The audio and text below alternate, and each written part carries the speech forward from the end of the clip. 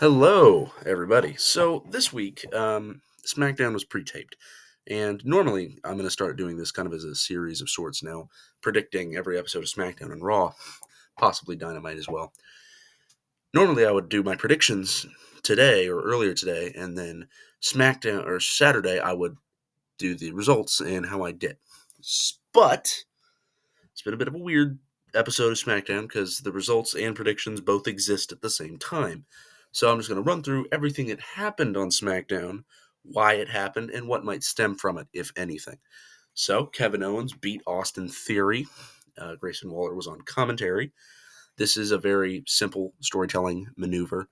It's called, like I like to think of it as 3-week storytelling. So normally one person or a group says something mean to another group. So then they face one member of that group in week 2, win, and then in week 3 either win or lose, possibly setting up a premium live event match with a different member of the group. So I don't expect much to stem from this. Possibly a match with Waller next week to set up maybe a pay-per-view encounter for Survivor Series, but probably not going to happen.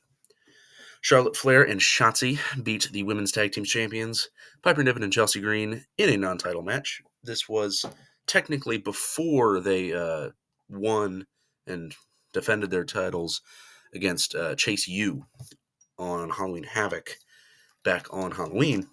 But since it was a non-title match, you wouldn't know, and a little strange, but nonetheless, I don't, again, expect much to stem from this in the case of Charlotte Flair and Shotzi.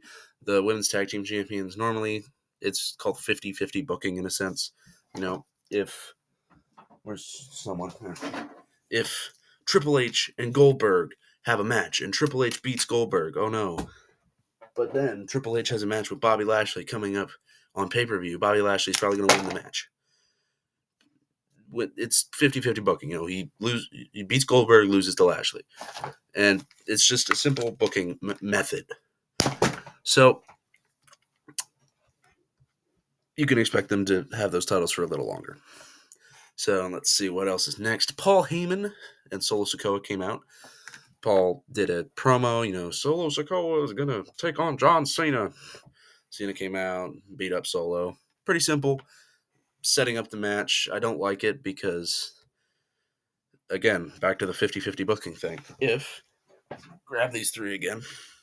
If Bobby's cutting a promo, Triple H comes out and beats him up, and they have a match at the next pay-per-view, normally Bobby's going to win the match, because whoever is winning on the SmackDown before always loses at the actual event. It's how Vince booked it. It's how it's been booked for the past couple years, even with Triple H, and it's just kind of weird. Cena should win, by the way. I mentioned that in my predictions video, which you can go watch right now. It's probably the second video up, because when I upload this, then it'll be on the second one. But then, again, you could be watching this after I've uploaded more videos, but it's not Crown Jewel yet, so therefore it could be the third video, but it ends up being the video before this one. I don't really know why I'm going off on this tangent. Nonetheless, let's continue. Pretty Deadly beat the Brawling Brutes in a Donnybrook match. Basically, it's just a street fight. I don't really see anything from this. This is slightly longer than 3-week booking. This is multi-month booking. They'll probably have a match at Survivor Series. If Sheamus is cleared, he might be there. This has been going on for a month or two now. Pretty Deadly's at the spa. Brawling Brutes beat him up, and vice versa. Brawling Brutes are at the pub, and then Pretty Deadly beats them up. Pretty simple. I don't expect anything to come from this, really. LA Knight, cut a promo about his match with Roman Reigns, which he's going to win. They had a little promo battle, and then officials had to come out and separate him. So pretty basic, story building. Like, oh, these two are really not friends with each other. What's going to happen at the pay-per-view coming up this Saturday? It's Riyadh, Saudi Arabia. And lastly, Bianca Belair defeated Bayley and put her through the announce table. This one, I think, actually will have some consequences. So, Bianca Belair takes on Io Sky this Saturday at Crown Jewel.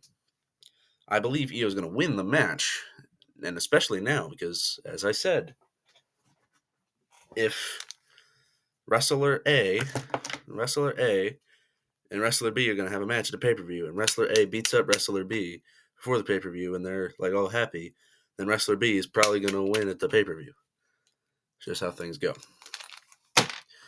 So, that's everything. There was a weigh-in for Rey Mysterio's U.S. title defense against Logan Paul, but it was not for the live crowd. It's probably going to be a pre-tape thing, according to this website here, Cage Side Seats. I'm just going to quote it, and I quote, "A weigh-in for Rey Mysterio's U.S. Championship defense against Logan Paul is being promoted for next week's show, but did not happen for the live crowd. So it will most likely be pre-taped, maybe to more closely replicate one of Paul's oft-dramatic pre-match events from his boxing career." End quote. So, Crown Jewel, shaping up to be a pretty good event. The Smackdown, shaping up to be pretty good too. You going to watch it live? Well, given I know what's going to happen, so I might not, but we will see. Have a good day, good evening, good night, good morning, good dawn, good dusk. I will see you whenever I make my next video. It might be Raw predictions, Raw review, something like that. All right, have a good one. Peace.